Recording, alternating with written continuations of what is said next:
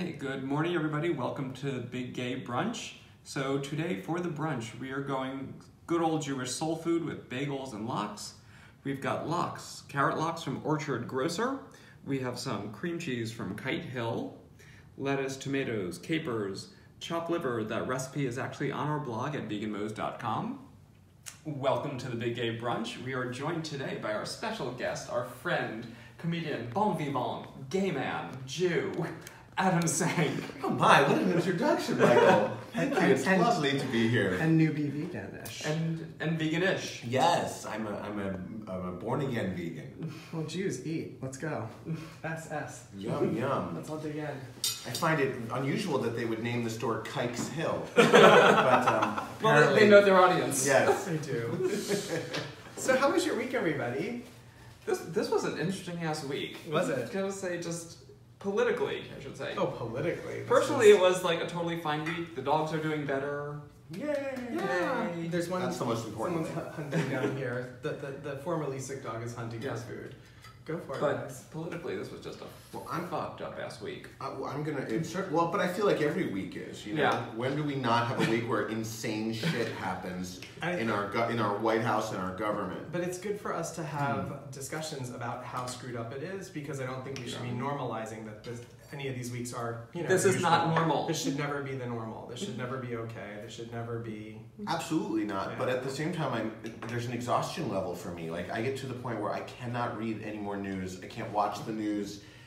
And I think this is part of the Trump strategy. It's just like make us so worn out that we just throw up our arms and we're like, just do whatever you're gonna do. I can't anymore. It's like all right, so it's a nuclear war. No big Yeah, deal, right? I'm at that point. I'm ready any moment to find out that Just do it already. missiles have been fired or Frightening. Absolutely awful. terrifying.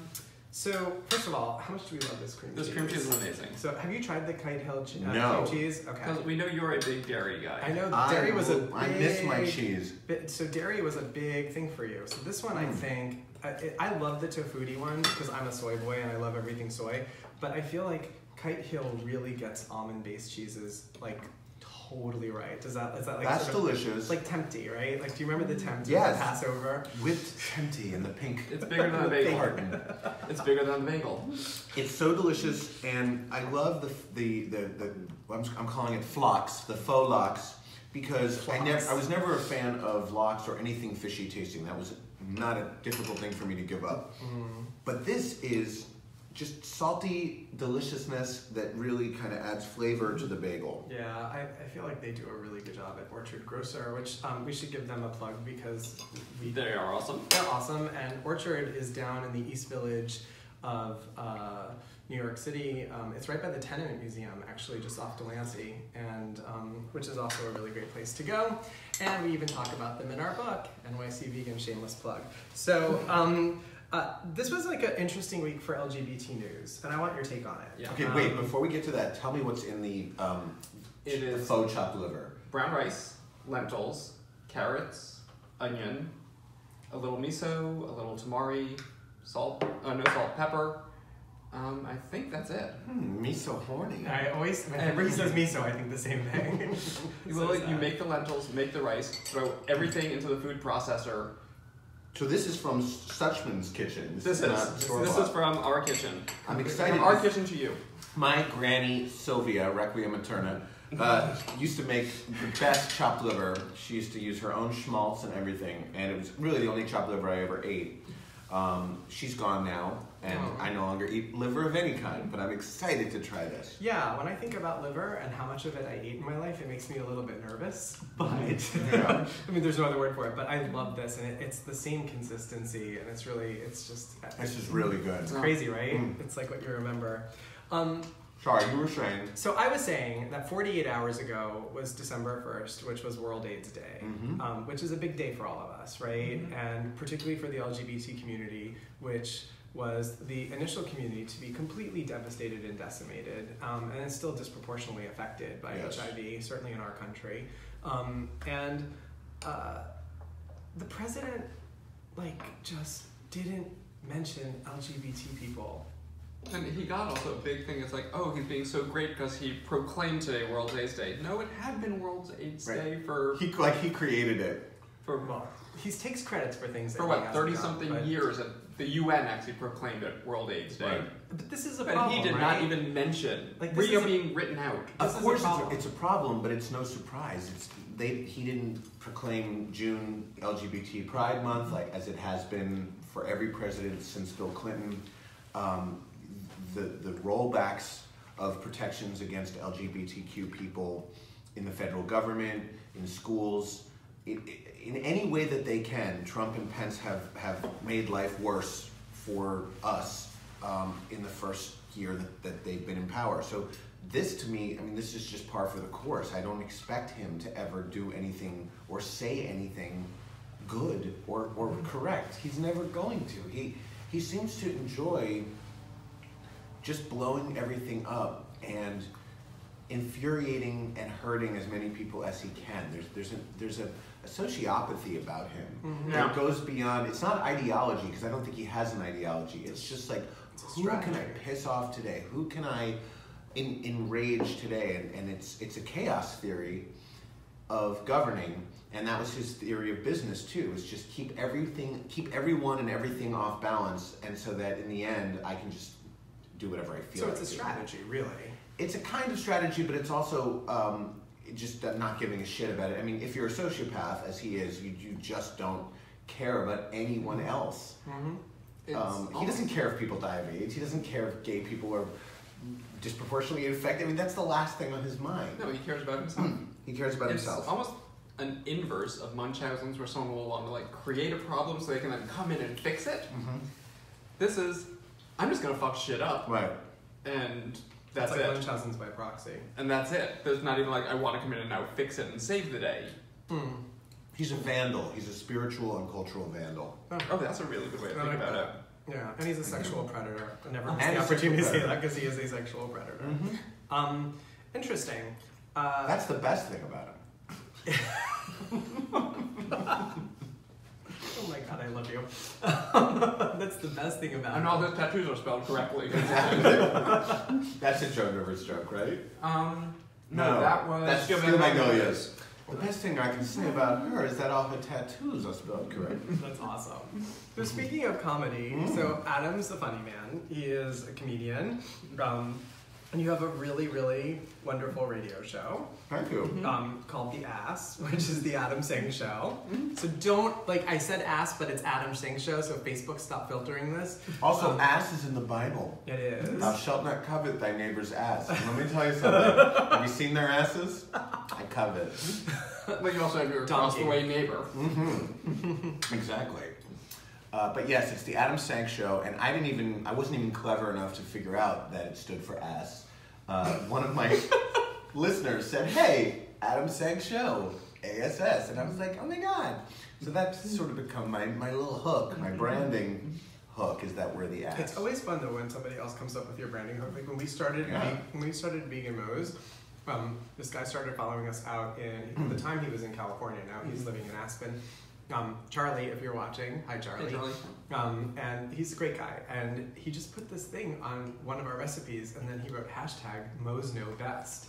And we're like, oh my god, that's so true. Like, gay people always know best. Mm-hmm. And I'm like, that's awesome. And so we started using Mo's Know Best for like 3.5, 4 years, and he gave it to us. And I'm like, why didn't we think of that? Well, it's funny because last night you guys, your names came up. I was having dinner with some carnivores, and of course veganism was being discussed. And may I just say, first of all, people say like, oh, how do you know someone's vegan?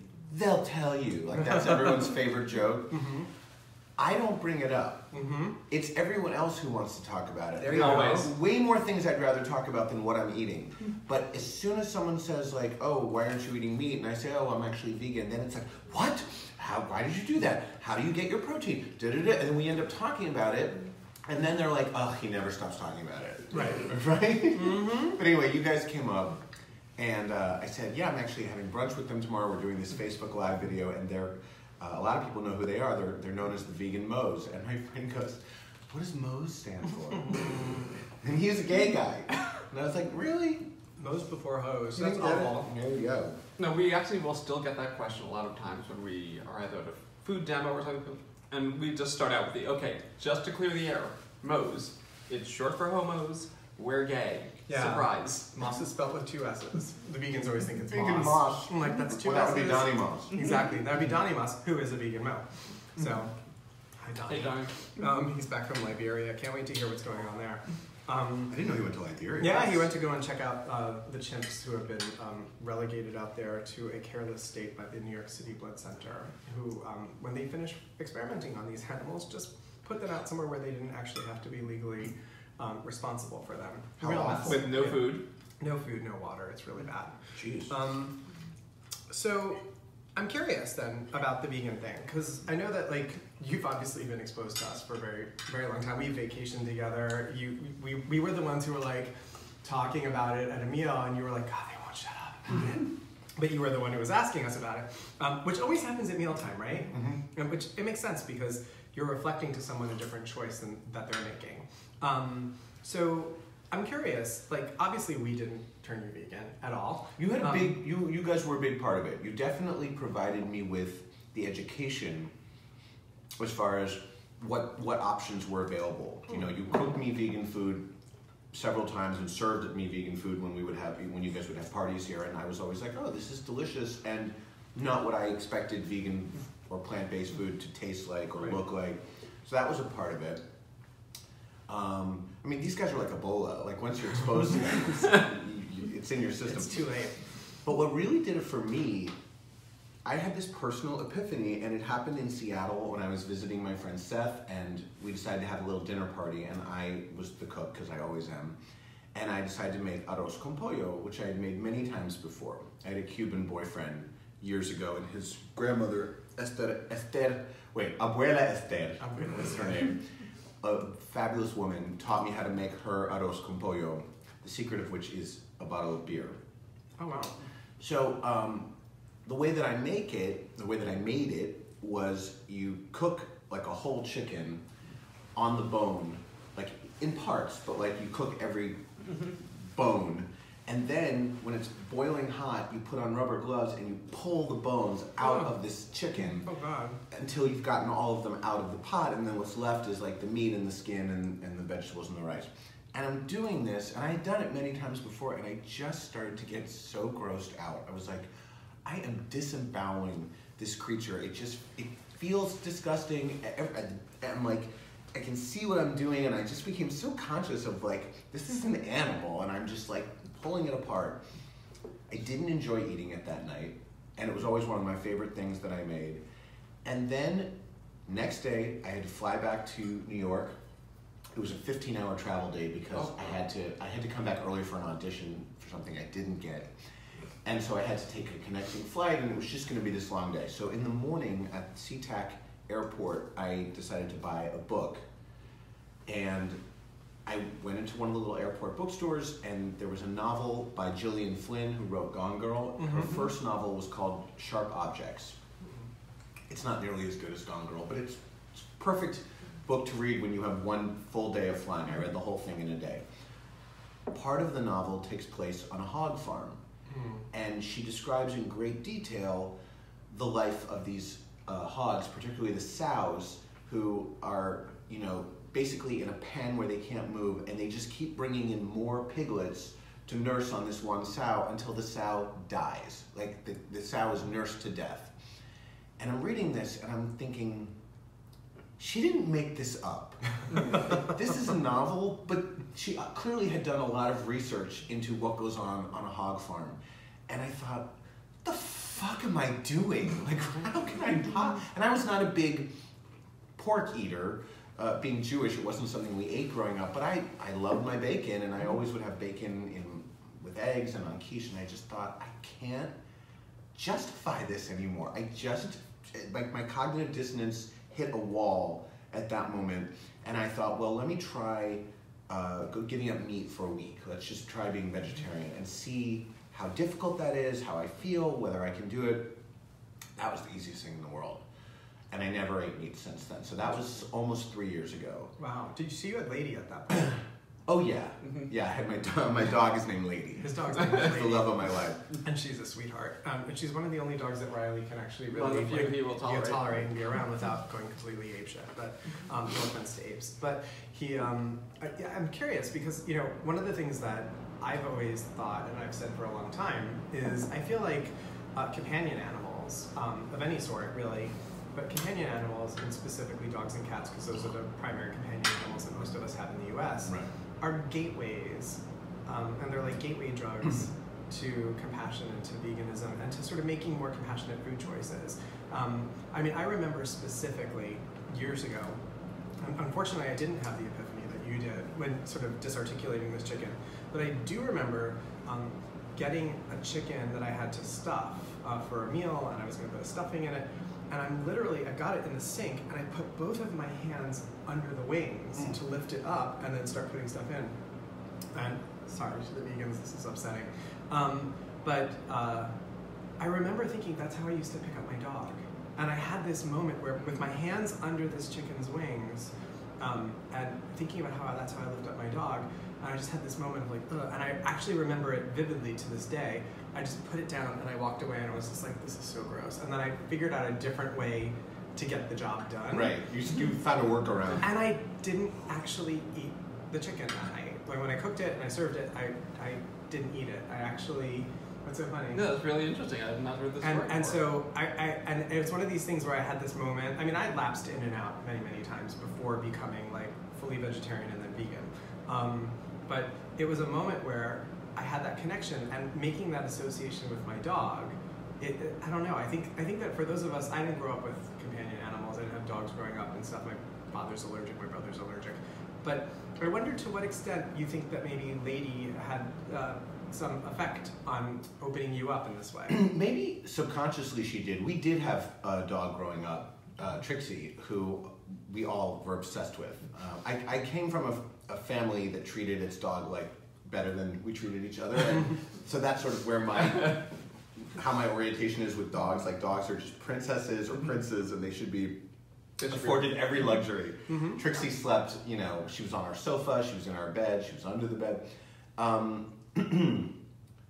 But I am closer to Lady than I ever was to Trixie, because Trixie belonged to all of us, and like I went to college and Trixie stayed home with my parents. It wasn't like she came with me. Lady is Maybe it's you. she's my primary, She's your lady. she's my only relationship at this point. But She's single. and sometimes I do look at her, and especially if there's a story about like the dog meat in China, that dog meat festival they have, which is just so upsetting. And I do think like, oh my God, like how could anyone ever eat this animal? Like look at her, she's a person. She's got a full-on personality. She's so smart. She learns things, like every day she learns something new, even though she's like 6 years old. If a door opens this way instead of this way, she remembers it after going through it one time. She'll stand back and wait for me, she's just, and then, I know that pigs are incredibly smart and just as smart as, almost as smart as dogs and very social. I don't know that much about cows, but like, the point is, yes, these are all living creatures. They all have a will, they all have emotions, they have fully functioning brains. Right. And they're not, and they don't want to suffer, just like we don't want to. Right. No creature on earth wants to feel pain or fear. Right. Or confinement. Right. That to me is almost worse than a quick and merciful killing. However you feel about it, to me is better than being like contained for your entire existence in a box or a pen, where you can never move and you can never exercise and you can never be social. That's the cruelest part of it. Agreed, completely. I remember though that like it seems like something shifted for you earlier this year when you watched What the Hell. Yeah, that was so What the Hell was the final push over the cliff. So what was that? Because like I'll tell you, like most vegans, and certainly we're among them, right? Yeah. Look at this and go, there's a plant-based diet, and then there's vegan. Right. And vegan, the plant-based diet is a component of being a vegan. Yes. And P.S., like there are a million different ways to do a plant-based diet, just like there are a million ways to do any diet. And you can be like a super so-called healthy plant-based, whole food plant-baser, or you can be somebody who's a junk food vegan. And I personally don't care what you eat because it's not my business. And as long as you're not eating animals, I'm good. So like that's me. And so a lot of us sort of make the distinction that vegan is for the animals and plant-based is a diet. And I know that you're sort of on a journey and on a continuum, and I'm all about progress and not perfection. I'm curious though, because so many of us are curious. What the hell?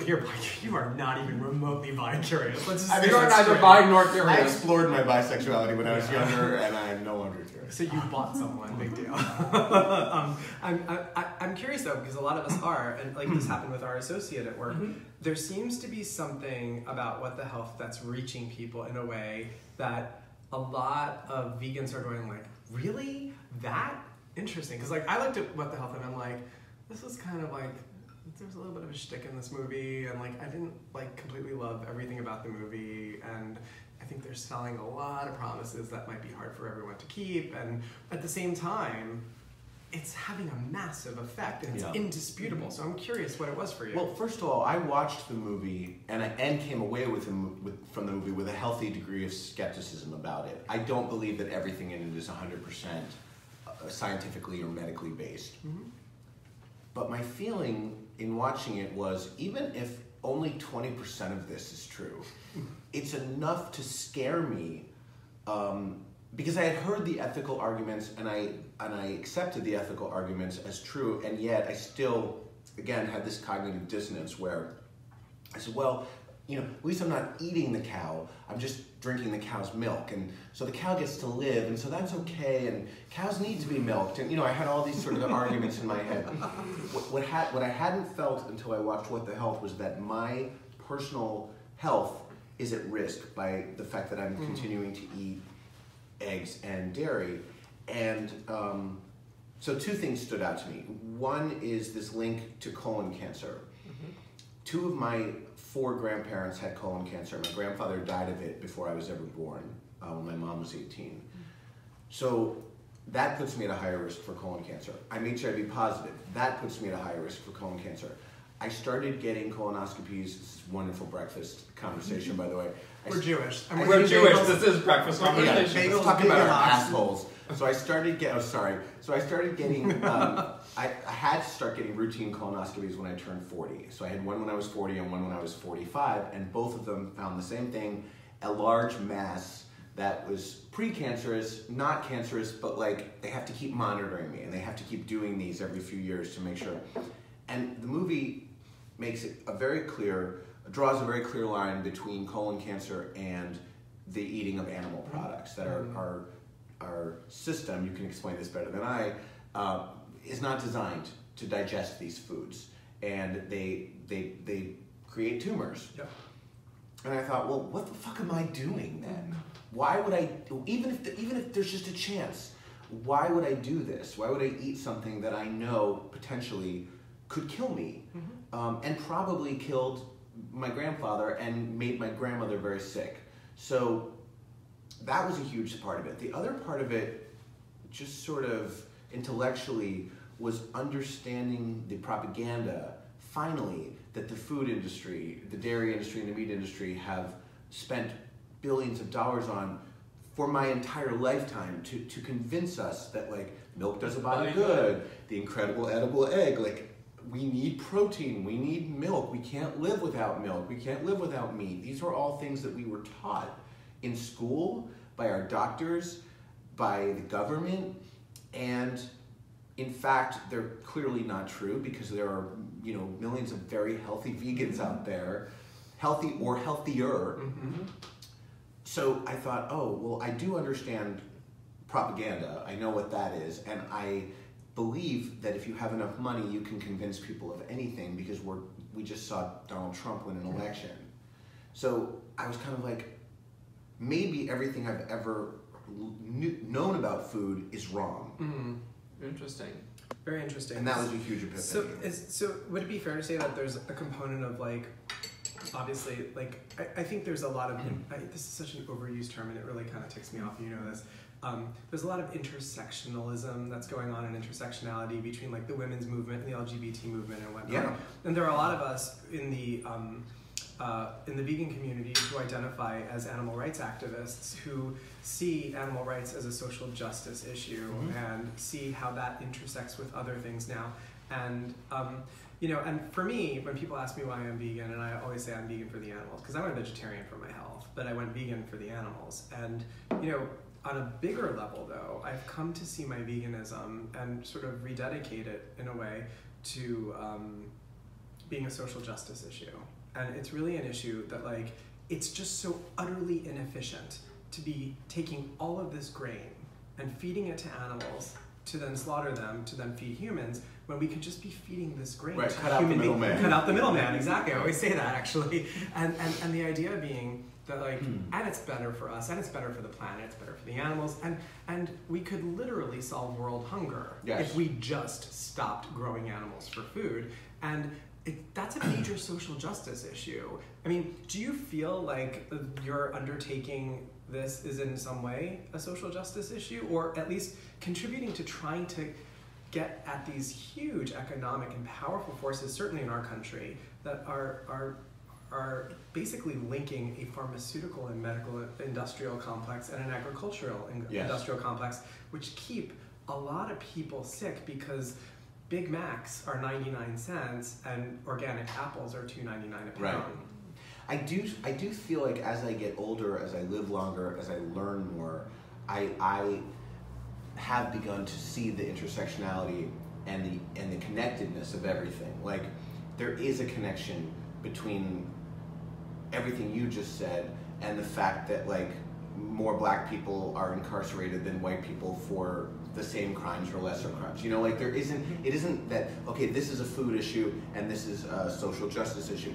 It's all social justice, and it's all about a very small group of very wealthy, powerful people controlling everything that goes on, with the only goal of making more money and getting more power for themselves at the expense of most of the world's population and the animals. But doesn't it just trickle down? Yeah, exactly. Trickle down. But like, it took it's me. Called being peed on. I don't like to use the term woke because it's so cliche and it's almost a parody of itself. But I am feeling a little woke these days about everything. When I watch a movie now from the past, like when I watch an '80s movie that I love, or an '80s TV show, I am acutely aware now that there isn't a single person of color on screen. Not one. Or if there is, he or she is a servant, token, a minor, sort of an extra, not even a token necessarily, but like, for instance, I just watched Heartburn with Jack Nicholson and Meryl Streep. Look, one of my favorite movies, right? There are two people of color in that movie. One is Meryl Streep's servant, who's basically like the nanny / housekeeper, and the other is her father's cleaning lady. The servant is Latina and the cleaning lady is black, and both of them, their only role in the movie is to help these rich, white, privileged people solve their problems, to support them, take care of their kids, clean their house, and we don't learn a thing about them. Like, it's okay, there can be a black housekeeper in a movie, that's not a problem in and of itself. The problem is when she doesn't get a life or a story of her own in the movie. She's just there as to support the white people. She would have, if she weren't in the movie would not change. That's exactly right. And the fact that it never occurred to the filmmakers in 1983 or whenever that was made, 1985, to go, oh, maybe, we should have one of the characters, one of the friends, the therapist, the doctor, maybe someone else in this movie besides the two domestics could be a person of color, and maybe we could give them a personality and a backstory. Nowadays, you wouldn't see that. Every movie and TV show that I can think of has people of color who are main characters and who are important and who have stories. And that's only recently. So I feel like as I start to notice these things and I start to go, like, and it's sort of accepting and acknowledging my own privilege and going, oh, I never worried about any of this because I didn't have to worry about it. And then suddenly it's like, now that I know, I have to worry about it. Yep. You can't unknow it. We had this whole discussion on the way down to Ethan's parents for Thanksgiving about suddenly this waking up and realizing I'm now seeing my privilege and what that's like. Yeah. But talking about 80s movies, here's one for you. You know where I'm going. I do. So imagine a situation where really popular guy is dating the popular girl. She gets drunk. Boyfriend doesn't want to sleep with her, so he says to his friend, "Here, you go have sex with my girlfriend. She's passed out. You can do whatever you want to her. She's not going to care." Rape her. That's rape. It's also called 16 Candles. Which is one of the most popular films of our childhood. 16 Candles and all John Hughes movies are Are very so- problematic. And Yes, it's they and are. it's and it's the reason that at least 1 out of every 10 boys that have been born in the past 20 years, Including our nephews. including our nephews, were named after Jake Ryan. Yep. Because he was like everyone's like.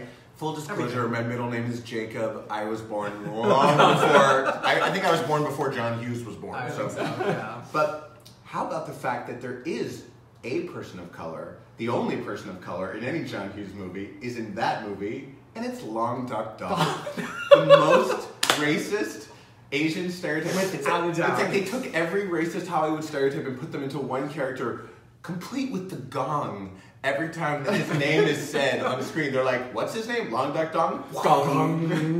And the scary thing is, And we're laughing at it's it. It's a 'Cause hilarious movie, and it for its time, it was a great movie, but But when you look it at wouldn't it now, be made today, and it shouldn't be made today. Right. So does comedy? I ask you this as a comedian. Does comedy have a responsibility to like? Because like here's the thing, like and now we're treading into like the Louis C.K. area. Right. Yeah. I guess I do want to talk to you about sexual predators because you know you worked at Fox News, but And Miramax. and Miramax. So I mean he's got stories, but. so it all comes out to you. I'm just curious though, like to follow up on that, like Louis C.K. like he did that bit on the opening of SNL a year and change ago, and About child Yes. pedophiles. about pedophiles, and I remember like literally scrunching up physically into a ball and sort of looking away and at the same time watching and thinking this is so uncomfortable, and then I had an intellectual moment where I thought, you know what? That is the whole point of comedy, is to get you to look at things that are really, really uncomfortable and sort of try to make it a little bit lighter. There's no way to make pedophilia okay. There's no way to make it acceptable. Right. But it's so horrible that we don't want to look at it, Right. and then we don't talk about it or think about it. So comedy tries to find ways to get us to come into those uncomfortable spaces Right. and just sort of hold the space together. And I thought he was kind of brilliant in what he So did. Joan Rivers said that the purpose of comedy is to shine light in darkness. Mhm. So she made AIDS jokes. She made Holocaust jokes. A lot of them. Yeah. She got a lot of flack for that. She got flack her entire career. Listen, she did jokes about abortion in the late Yeah. 60s. When abortion was illegal throughout the land, she had a joke about her friend who went to Mexico for 8 facelifts. You know, and then there were like references to what she was really doing down there. And she was told again and again, you can't do this, you can't do that. And I think the best comedians do exactly that. They talk about the things that are taboo. The challenge in comedy is finding your target and hitting the right target so that you're not kicking the people who are already down, but that you're actually illuminating a problem in a humorous way so that, as you said, we start discussing it. I'll talk about Louis jerking off in front of people in a moment, but one of my favorite Louis C.K. bits from several years ago was, he has a bit called Of Course But Maybe. I love this one. Right? And it starts out like, of course peanut allergies are real and we must protect all children with peanut allergies. We must make sure they never come into contact with peanuts.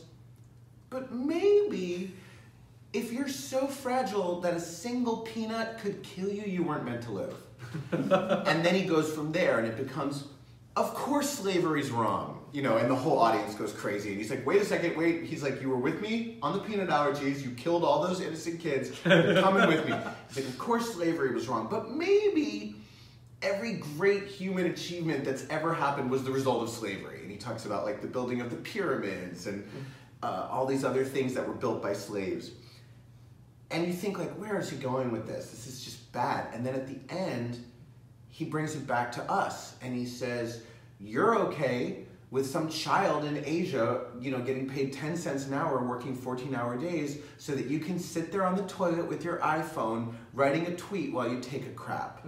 And that's the punchline. And it's like, oh, what this joke is really about is denial and about how we accept horrible things every minute of our lives so that we can hold on to our privilege. And so that's a perfect bit, right? Because it's aimed at the right people. It's aimed at us. Too many comics, especially bad comics, will pick on the people who are already down, who are already, making a joke about the way a homeless person smells. That's never going to be a good joke, because homeless people smell because they don't have access to showers. They don't choose to stink. It's like that's like making a joke about how the sky is blue. There's nothing to be learned or gained from that joke. But I think targets change over time, and that's where it gets tricky. I don't think the pedophilia bit was such a great bit. But it got me. But I do think that he plays with your discomfort in order to make you think. Yeah, and I think there was a certain component of that bit which I was very conscious about, was he was pushing the boundary to push the boundary, and so I get that. And now we find out that this guy, who has otherwise been actually really awesome about talking about his kids, about his daughter, and about women's issues in general, has been using his position of privilege to exploit women and to sexually, harass them. And we know about the harassment. We don't know about it anymore. But what the hell? I'm sorry. I want someone to explain this to me, because I gotta tell you, I don't get it. I actually don't get it. I hear about him and I'm like, really? I hear about George Takei. I'm like, really? By the way, George Takei, only one accuser. Right. Yeah. No follow-ups. No one else said, yes, me too. I'm not saying it didn't happen, but unlike almost every other case we've seen, it seemed to be a pattern. There's a domino effect. Right. Al Franken, the great Al Franken, who in the past 6 months grilled the sitting Attorney General of the United States, who's never been appointed as the Attorney General, in such an amazing display of patriotism and trying to defend our Constitution here. And he's a genuinely, politically, I think, just really great guy. And stands for all the right things. Stands for all the things that we care about, all the progressive issues. And he's... And so what is it? Is it just these Jewish guys, Weinstein, Franken, is it just that Dustin Hoffman, Richard Dreyfuss? It's a lot of Jews. There's a lot of Jews. I miss Dustin Hoffman. Oh yeah, no. He's had 2 women. Oh yeah. Fuck. It was more. Excuse me? Sorry. It was really. It was more what he said to them. Okay. However, one of the most disturbing stories to me about Hoffman was that when he and Meryl Streep were filming a scene from Kramer versus Kramer, he slapped her hard across the face when it was not in the script, and for no apparent reason. He just felt so inspired to actually slap this woman, and she's such an amazing actress and such a pro that she just kept going. She didn't even break character. Wow. There is no... Wow. She's the greatest living American actress, in my opinion, but that's a whole other story. And he also, I hope I don't get this wrong because these are important details, but I think he grabbed her boob at one point. But what first did him in was he had this young assistant in the 80s when he was filming a TV movie, help me out. I want to say Secret Life of Walter Mitty, but that's not right. Death of a Salesman. Death of a Salesman. They were doing a TV version of Death of a Salesman, and he was the lead, and there was a 17-year-old production assistant type on the set, and he just made all kinds of really offensive sexual remarks to her. And she, at the time, was documenting everything. She wrote letters to her sister every day and said, "Today, Dustin Hoffman said this." So, and they're all contemporaneous reports. Wow. So that was. So what do we make of this? Is this just really that it has just been so entrenched since time immemorial that, and this is an old paradigm about the way the world has sort of been, our culture has been. Our rape culture has been constructed that it's just falling down, and we're shining light on it everywhere all of a sudden, and we're having this watershed moment, or does this say something about us in the way that we think about each other. What do you mean? Like is this really just like, okay, this is the culture we're raised in and that we're all brought up in, and men just do this to women, and it also happens among gay men, obviously, and I imagine it happens among lesbians, but they're all too busy processing to actually like discuss this. I think it probably happens less. I'm going to make a stereotypical statement. I think it probably happens less. I think it does. I agree with you. Than among any other group. But is this something bigger? Is this more than just like the gender dynamic? Like, part of me wonders, like, we are so good at otherizing.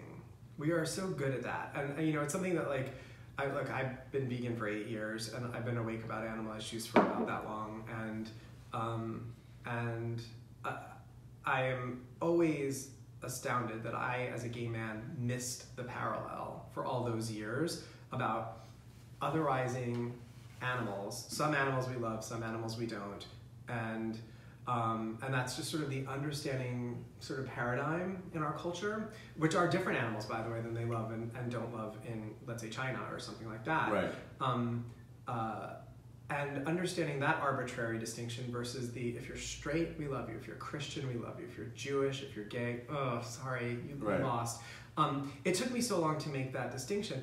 Is the issue bigger than just, and I don't want to take it away from the women's movement and from issues of misogyny, which are very real and very problematic, but is that part of just, again, like a bigger social justice issue that we just don't see each other as part of a bigger organism? Like, we're all part of this bigger life force. I think, like we were talking about earlier, this is all the same thing manifested in different ways. It's still all about a very small group of people who have power over everybody else, and exercising that power in the ugliest and most corrupt ways, and in ways that only gratify themselves.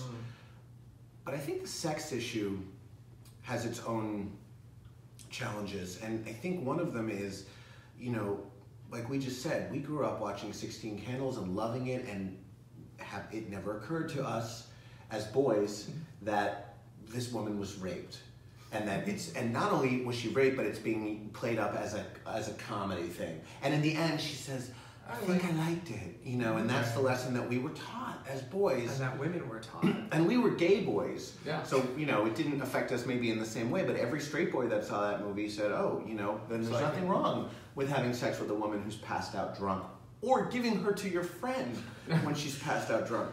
This sounds so awful. Because it is awful. Because it is that awful. I think without wanting to defend any of these men, because they all knew better, they all should have known better, and they did know better. I think that there are men, and I'm imagining Harvey Weinstein in particular like this, who are such sex addicts, they're so obsessed with sex, that they can no longer separate their needs and their desires from all of these women that they are pursuing, right? So they lie to themselves, and in their minds they think like, she really wanted it, or she was, you know, she had the same idea that I did. She wanted me to walk out of the shower. They're so caught up in their own psychosis and their own fantasy that they forget, or they fail to understand that this is another human being with her own agency and her own needs and her own desires, and she does not, in fact, want to see my 800-pound hairy body. She does not want to see my penis. She, you know, when Charlie Rose and all these other guys say like, "Oh, I thought it was consensual," they really did think it. I think they shouldn't have. They should have known better. And if they could step back and say, "Well, you're a 75-year-old man, and this is a 25-year-old woman, and she probably doesn't want to see your penis." Yeah. But they don't. I don't think that they were thinking. And again, this sounds like a defense. It's not. I don't think that they're rational about it. Yeah. I don't know that every single one of them knew. I am terrorizing this person. Right. I am terrorizing this woman. Yeah, and that doesn't sound like a defense to me. It sounds like an explanation that that these are psychotic behaviors from people who are having some sort of pathological, psychological process by which is culturally supported. Which is culturally supported entirely. I agree with you. That's a really interesting answer. This is one of the things I love about Adam and listening to you on your show is like you have these very thoughtful your opinions are never just this, like, I'm just going to vomit something. It's I have lots of thoughts. You do, but they're All always... the thoughts. All the best thoughts. They're always just... Whenever I listen to you, you always raise up questions for me and get me to think about things, so I do appreciate that. Thank you. So thank you. Yeah, no, absolutely. I also think about my own pervy behavior. You know, I'm a huge slut, and I always have been, and I know that And you own it. I own it, but I also, this issue, this sexual misconduct issue, has really done for me what I hope it's done for everyone else, which is it's forced me to look at my own behavior and go, have there been times in my life when I have made someone uncomfortable with my sexual behavior? I've never been in a position where I was more powerful than someone that I can think of whom I pursued. But I'm sure there are things that I've said over the years because I was into someone and they weren't into me, and to them it felt like an assault because I, made some sexual comment or, put my hand on their shoulder as I was talking to them, and they were like, I don't want to be touched by you, It makes us, I think it makes all of us have to be more accountable and realize the impact that we have on other people. Very It's just, interesting. I think, just a good thing for everyone to do. I agree. Absolutely. So I can't believe it, but like we're coming towards the end of our show, and there are these 5 questions that we ask every guest. Oh, yay. And I don't know how many of It's these. 6.5 hard. Oh, sorry, is that not one of the questions? And half of the people out there don't even get it. We'll just start with the first For one. fun, what is your favorite movie? Oh, boy. That's a hard one, right? As it Yeah. were. Difficult one. Now, I used to say Hannah and Her Sisters, but I have such problems with Woody Allen now that I don't think I can. Come back to that one. Okay. So who is your favorite, let's say, well, we say gay vegan celebrity, but that's a pretty narrow one, and I don't know how into who's your favorite gay celebrity? Oh, interesting question. And why? At the moment, I want to say Michael Urie. Mm. I just think he's so fabulously talented, and I saw him in Torch Song, and I just was blown away by his performance. I think he's just doing really interesting work. Cool. What's your favorite gay destination city? Well, probably South Beach. Although I'm not South Beach, Key West. I was going to say South Beach. Yeah, wow. not South Beach. So, No, Eurotrash. Exactly. When I was younger, it was South Beach. Sure. No, Key West I've been to once, and I would love to come back and spend more time there. I thought it was a really special, beautiful place, and a great place to go on vacation because you're literally away from it all. Yeah. And there is sort of the party element, but there's also a very chill beach element, if that's more your speed, which it is mine nowadays. All right. I think we know the answer to this because you answered it earlier, but what is your favorite vegan condiment? That would be So Delicious coconut creamer.